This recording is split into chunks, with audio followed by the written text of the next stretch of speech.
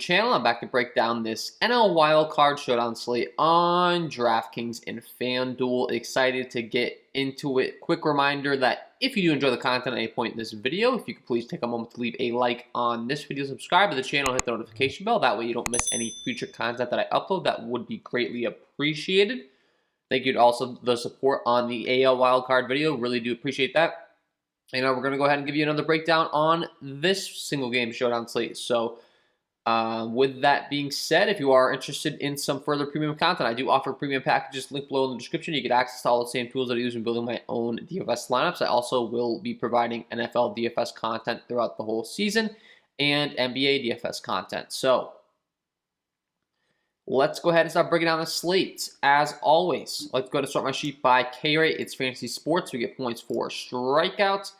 Figure out the guys with the top strikeout rates. Keep in mind we can only play pitchers on Draftkings, but the top guy on the slate today with the top K rate is going to be Mr. Max Scherzer, taking on the St. Louis Cardinals team. He comes with a 34.1% KO overall, 15.9% swinging strike rate. Ground ball, fly ball stuff has been an issue for him a little bit, but a 37.4% K rate to righties and a 30.8% K rate to lefties is very, very good. 30+% K rate to both sides of the plate. And we know that Mad Max is the real deal. Taking on the St. Louis Cardinals squad tonight that does only have a 2.92 implied total. Vegas currently has him as a 236 favorite. So I think it's pretty clear to be said here that Max Scherzer is the real deal. And St. Louis really not expected to do much against him. And honestly, I tend to agree. I mean, he profiles very well here. Looking at how some of these St. Louis Cardinals hitters break down against him, it's not looking too pretty. And Max Scherzer is going to be a pretty high priority for me. I think that he could go out there and really have a good game here on DraftKings. Obviously, like I said, on FanDuel, you're not allowed to play those pitchers, so it's a different ball game. But we'll get into that towards the end of the video here. Or sorry, the latter half, second half of the video. But you get what I'm saying. But Scherzer, yeah, really do like him here in this spot. I think he's going to be a top priority for you. As far as the ballpark's concerned here in Dodger Stadium, and how that ballpark plays. As always, I like to go ahead and pull this sheet up for you guys, and we can see it's a pretty good pitching ballpark overall. It does play pretty friendly down that right field behind two left-handed hitters, but overall, it's pretty neutral, honestly, from left to right. Home runs actually do play better down the left field line to right-handed batters, technically, but, you know, it's not exactly the best hitting environment. The one thing I will say, hitting weather is looking pretty good here. It's 70 degrees, 6-mile-an-hour winds blowing out, 71% humidity. That high humidity will let the ball carry a little bit more. Definitely much friendlier hitting weather than what we were seeing in Boston last night. We went over that breakdown. And Max Scherzer definitely making a lot of sense to me for sure. As far as the St. Louis Cardinals hitters and how they profile against him here, you know, he's definitely been just solid across the board. The ground ball, fly ball stuff can be a bit of an issue to both sides. He doesn't exactly have the worst slugging given up to right-handed hitters or left-handed hitters, that kind of thing. There's not exactly splits to be had here. The only thing I would say is he only has a 30.8% carry to those lefties compared to the righties. But looking at these St. Louis Cardinals hitters and how they profile, there's really only one guy that profiles well against Max Scherzer on average. He's going to go to a 94, 95, 96-mile-an-hour fastball about 45% of the time to both sides of the plate. Honestly, the Cardinals are really not that great of fastball hitters. Looking at their lineup as far as who profiles the best against that pitch, you have Paul Goldschmidt, Tyler O'Neill, Nolan Arenado, and Dylan Carlson. The heart of this order, they're really the best ones to be looking at. And I would say Tyler O'Neill is going to be my favorite option by far based upon the secondary pitch that Scherzer goes to, because when you're looking at his secondary pitches, he does go to that slider against right-handed hitting 38.54% of the time. And when you go to the slider and look at how these Cardinals hitters fare, they're all really bad against the outside of Tyler O'Neill. I mean, he's really the only guy that, looking up and down this lineup, that can handle the slider that hits from the right-hand side of the plate. He does have a 298 ISO with a 318 WOBA off that pitch, 41.94% hard contact rate. And we know Tyler O'Neill has some pretty big power here. Pulling up my splits leaderboard table that I like to show you guys as far as Mr. Tyler O'Neill and how he's fared against right-handed pitching. You can see that he does have a 258 ISO against right-handed pitching with a 544 slugging. Also does have a 31.9% K rate though. So while he might be one of the top guys in the league as far as slugging, he does have his fair share of strikeouts. Then we talked about, of course, Mr. Max Scherzer's ability to strike people out. So that's a little bit scary. As far as the other guys that I would be looking to on the Cardinals, we mentioned about it. It's going to be Goldschmidt, O'Neill, Arenado. Those are guys that are the ones that can hit the fastball. So I'm really going to try to stick to that main core, to be honest here. I mean, you got Tommy Edman, who has steal, some steal upside at the top of the order. He has speed. Don't get me wrong, you can definitely go to him. But I'm big on pitch data. And these guys are the guys that I'm really looking to go to on the Cardinals side. And then as far as K rate's concerned, we do like to target low K rate guys because of Scherzer's high K rate upside. That's going to be Nolan Arenado. He only has a 13% K rate overall. Paul Goldschmidt only a 19% K rate overall. Meanwhile, O'Neill has a 30% K rate and Carlson has a 26% K rate. So if you want to go to the low strikeout guys, it would be Goldschmidt, O'Neill. No surprise there. I'm sure they're probably going to be some of the most popular guys on this Cardinals side.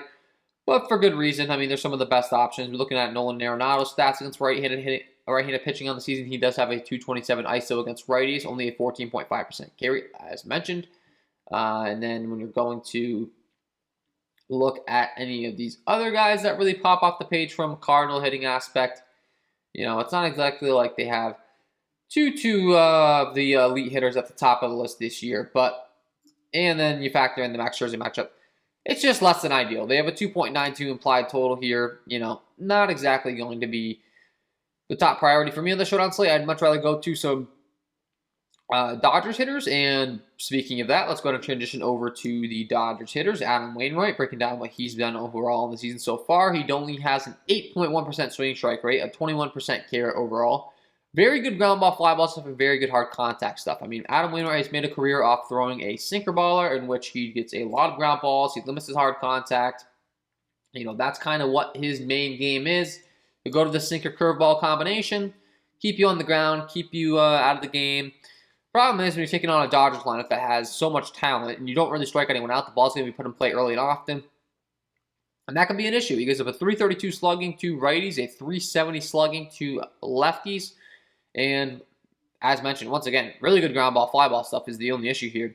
But when you're breaking down this Dodgers squad and who I'm really going to look to, I should also mention, for that reason, I really don't have any interest in going to Adam Wainwright on this Showdown slate. I mean, even if he pitches well, I just don't think the strikeout upside's there. I guess you can make an argument that if he goes deep in the game and the Dodgers hitters don't do anything, he could be one of the highest scoring guys on the slate, so that does make sense, but I just tend to think I'm going to lean more towards the Dodgers bats overall. Don't get me wrong, if that's the way you want to go, you think he pitches an effective game, goes deep in the game, I wouldn't call you crazy at all. He does have good underlying metrics as far as, limiting hard contact and that stuff. But top Dodgers hitters against that sinker baller that he likes to go to, it's all going to start with Corey Seager in that 2 spot. He has a 275 ISO with a 445 WOBA off that slider. As mentioned, we do like to target that right field porch in Dodger Stadium for those home runs and those doubles in the gap. Pulling up the diagram I told you guys as far as Dodger Stadium. And that's going to match up for Corey Seager for sure. He comes in at 13.5 on Draftkings and very good effective against the sinker. Second on the list is going to be Trey Turner. He does have a 341 ISO with a 452 WOBA against that pitch, and he's got a ton of speed. If Trey Turner gets on, we know that he's capable of stealing multiple bases, so that's obviously going to increase his upside here. At 14.7, he's definitely a guy that I have interest in. Will Smith is a catcher that traditionally has hit much better off right-handed pitching, and he does hit the sinker baller very well as well. At 11.7 on DraftKings, he's definitely a guy that I'd be looking to for sure. Then you have Cody Bellinger, AJ Pollock, and Matthew Beatty, who all hit the sinker very effectively as well. Cody Bellinger has been absolutely terrible all season long. You can make an argument that for that reason, maybe he'll be lower owned in tournaments. But overall, I mean, it's been tough for Cody Bellinger. He has really struggled. He's hit 165, only 10 home runs, 36 ribbies. It's been a terrible season for him. So, maybe he comes alive and then he's the hero in the postseason, not the offseason. And, the bat comes alive. But other than that, he's been pretty ugly. I'd rather go to AJ Pollock, Matthew Beatty. So I just named off a lot more guys I have interest in from a pitch repertoire aspect as far as the main pitch against Adam Wainwright than we even could think about against Scherzer. with this Cardinals lineup not exactly being the best fastball hitting lineup. And then as far as the secondary pitch that Wainwright goes to, he does go to the curveball quite often. He'll go to that about 33% of the time to righties, 36% of the time to lefties. And when breaking down the top guy on the Dodgers for that pitch, honestly, they do struggle against the curveball pretty heavily here. The whole lineup struggles outside of Corey Seager in the 2 spot. So we talked about Corey Seager against the the sinker. Now the curveball, he's going to profile very well here. He is the thumbnail boy. Anytime I put someone on the thumbnail, there's a reason why I like the play. And Corey Seager is definitely going to be, one of my top options on this Showdown slate. And then as far as breaking down the rest of the lineup, it's going to be Cody Bellinger and AJ Pollock. Really, they're the only ones that hit the curveball very effectively as far as power is concerned. So you can make an argument, that you don't have that much interest in this Dodgers lineup outside of maybe you just go to these guys. And AJ Pollock at the bottom of the order, who probably will get some low ownership. If you look at his pricing here, he's priced at 11-1 compared to Justin Turner, who's 11-4, and Pollock's expected to hit the bottom of the order. Turner's expected to hit the top of the order. That is the perfect leverage play on a Showdown slate like this. Play the guy towards the bottom of the order and, rack up his stats as opposed to playing the guy at the top of the order and all that ownership. The guys at the top of the order don't do so good. The guys at the bottom want to do better. It's a good way of leveraging yourself and getting to the top of those standings. So on DraftKings, the only other thing I would mention, and we didn't review this on the last video, and I do want to point it out. I mean, the guy that won $100,000 with this, and it makes a lot of sense. The one thing you can do on these Showdown sites as well is you can predict who they're going to go to in the bullpen and play some relief pitchers and get some points that way. It's actually a great strategy. You get a little sneaky. You don't have to necessarily go to the starters. I do think this game is going to be a little bit different with this Dodgers offense. I just think they're going to put runs on the board, so you're going to need to prioritize some bats here. I think some bats, like multiple Dodgers bats, could have big scores here. But that was the same case for the Red Sox last time. Multiple Red Sox hitters had big games. He had Verdugo and Schwarber and Xander Bogaerts, and then he still had a reliever in there. The guy at the 100,000, so props to him. I don't know his username off the top of my head, but let's go ahead and look at some of these relief pitchers that could possibly be called on for options. So when you're looking at the Dodgers bullpen here, I'll start with the obvious. Most likely the closer is going to be called upon when you're looking at the depth chart here. You can make an argument. Maybe Kenley Jansen hasn't been quite as effective in his season, so they won't necessarily lean on him. However, he did have a 2.22 ERA this season. It's not like he had that bad of a game, and he is listed as the closer. So I'll start with the obvious, the closers, but then obviously the setup man, the guys that have the most effective stuff on the team. So we're going to be looking to Blake Trinan, Joe Kelly as well. For sure here, they're some of their top options to be going to out of the bullpen. If you want to go to one of these guys, it would make a lot of sense in your tournament lineups. There's a possibility that they don't even get called on and you end up with the 0 in your lineup. So just keep that in mind. But it's a Showdown slate. You got to get different. Those would be some of the guys that I'd be starting to look to. And then, of course, to select these guys, you're going to have to most likely type them in here and remove the non-probables from the list. Kenley Jansen, 6,000 to give you an idea of some of these price tags on these guys. If you want to go to him, we have Blake Trinan. He's 6,000. We talked about Kelly. He's 6,000. So essentially, you'd be rotating in these $6,000 dollar guys, hoping that they get in the game and you get some more points on your team. Phil Bickford. You can make an argument for him. And then, of course, if there's a lefty-on-lefty matchup, they might call on the left-handed pitcher out of the bullpen, so you can always keep that in mind. You got Alex Vezia and Justin Brill, both of those guys. There's a possibility they get called on for the lefty-lefty matchup, and they go out there and, get a few pitches, maybe a few strikeouts, and you can have a decent amount of points at their salaries. Like, let's look at if there's any salary difference for these guys as far as the 6,000 price tag we just talked about. Probably not. Vezia 6,000, and then we have Barreal that we talked about. He's actually 10.5, so yeah, that's probably a no for me. A guy that's not even expected to start, and he's 10.5. He'd be the one guy I don't think that's very smart to be playing, but there's even a case where if absolutely nothing happens in this game, you can make an argument for him. But anyways, yeah, those are the Dodgers guys I'd be looking to. So let's go ahead and look at the Cardinals guys real quick. And taking a look at the Cardinals bullpen. Once again, it all starts with the closer. So in this case, you got Giovanni Gallegos.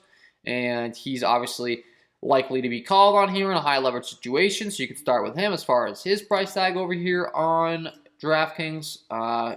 Let's see, I'm sure it's probably the 6,000. Yeah, it's the 6,000 price tag here.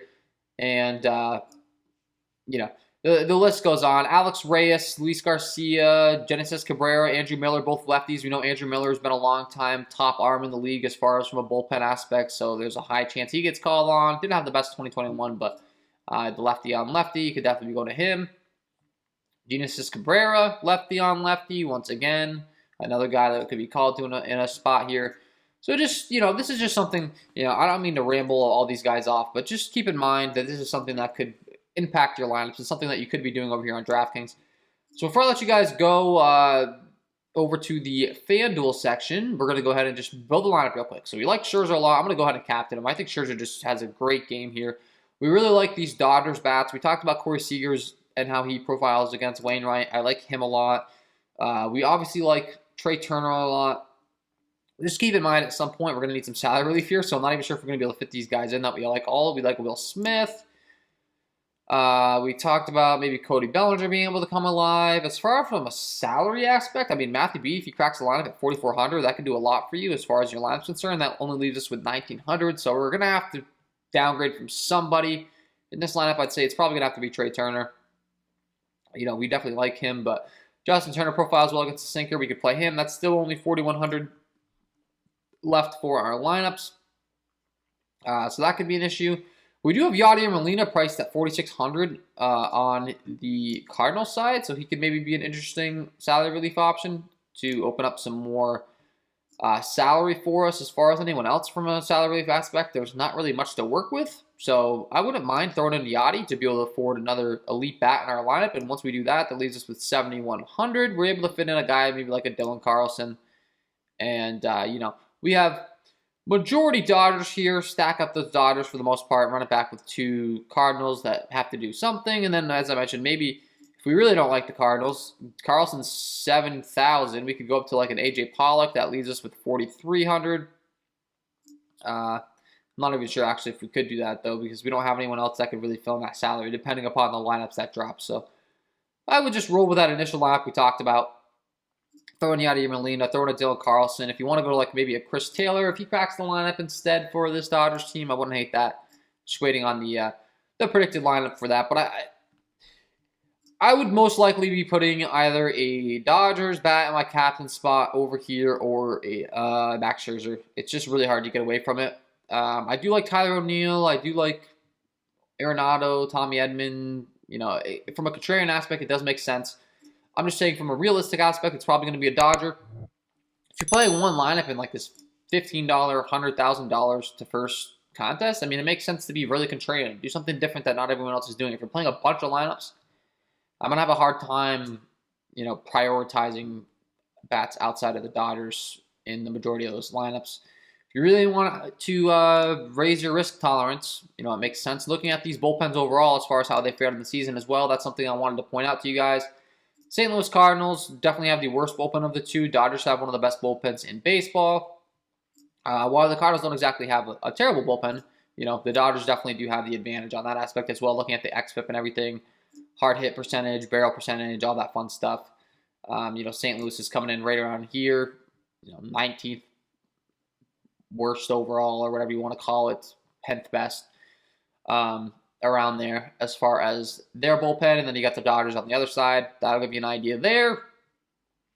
And as far as my hot hitter StatCast data tool for both of these teams and how they fared on the season, you can see that we do have a few guys here that have cracked the list as far as their ability to stay hot on the season and all that fun stuff. But for the most part, it's few and far between because Paul Goldschmidt, he's up there as far as barrels on the season. Max Muncy's injured right now for the Dodgers. We do have Tyler O'Neill up here with 57 barrels, and then you're not really seeing any Dodgers hitters up here, which is a little bit ironic because I'm saying not to target them. Of course, if you want to look at it that way, great. But, I mean, we got to factor in matchups. They're taking on Max Scherzer. It's not going to be the easiest matchup in the world. I definitely like Mad Max. And then on the Cardinals side, if I'm going to Cardinals hitters, it's really going to be my favorite. I think my favorite by far from an upside aspect is going to be Tyler O'Neill. He's 9,400. I said he profiles very well against a slider off Scherzer. He profiles well against a fastball. You could strike out 3-4 times is the only problem with his strikeout rate. And when you look at it that way, maybe it's a Paul Goldschmidt and Nolan Arenado. Both of these guys have very low strikeout rates. Both of them profile pretty well against that fastball. Not so much against the slider, but, you know, I talked about maybe those guys. And then the rest of the guys are really going to be salary relief. I like Dylan Carlson. The rest, I mean, like Paul DeJong and Yadier Molina, I'd be lying to you if I said they're anything other than salary relief options. Like, looking at how they break down from a pitch analysis aspect, they have a terrible matchup. Could they go out there and hit a run? Yeah, it's a one-game freaking showdown slate. So, you know, yeah, of course. But on Fanduel, quick little build for you guys over here. Obviously, there's no pitching, so you're going to have one of the top scoring guys. Keep in mind, I preach this all the time. It's different on a showdown slate, but like during the season, I'm always talking about stacking. So you have multiple guys in one lineup, so that when one guy gets on base, you can hit the next guy in, and you get the hits. You get points for the runs and the hits and the RBIs, yada yada yada. So that's a strategy that I always like to deploy. We kind of made a little mini stack in that Draftkings build. I would be looking to do the same thing here on the FanDuel for the most part, if possible. Maximizes your upside, but at the same time, it's one game. The bottom line is you need the guys to score the most points, so it's not going to be quite as valid in this format. But if you do stack and it pays off, it's going to be difficult for someone else that doesn't have that correlation to keep up with you. So just keep that in mind. So let's go ahead and build a lineup here. As far as the salaries are concerned, you know, I'll give you a little look at it. We do have some cheaper options in a Will Smith at 6,500. See if we can go ahead and stack up Trey Turner and Corey Seager. We said we really like them at the top of these lineups. That leaves us with about 5,600. We can go to the salary relief options. And let's see. I don't know if we really can. We got Yachty at 5.5. We have Bellinger at 5K. That leaves him 6,500. Okay, so Bellinger's actually a pretty intriguing option over here. And Matthew Beatty as well, if he cracks the lineup. He's only 4,500.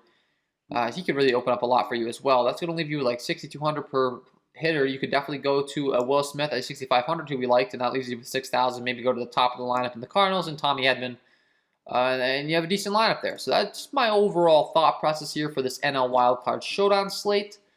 That's what I'd be looking to for sure. And before I let you guys go, I got to give you my home run call of the day. Let's get into it.